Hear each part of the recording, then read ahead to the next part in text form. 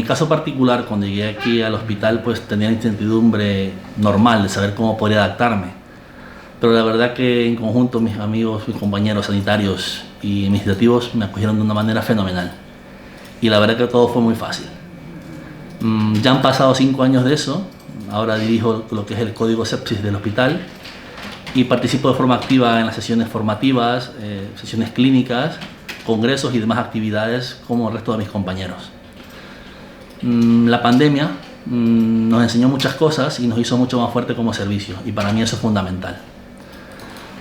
Integrar este servicio, esta unidad, es una gran oportunidad para formar parte de un grupo humano consolidado con relaciones bastante fluidas.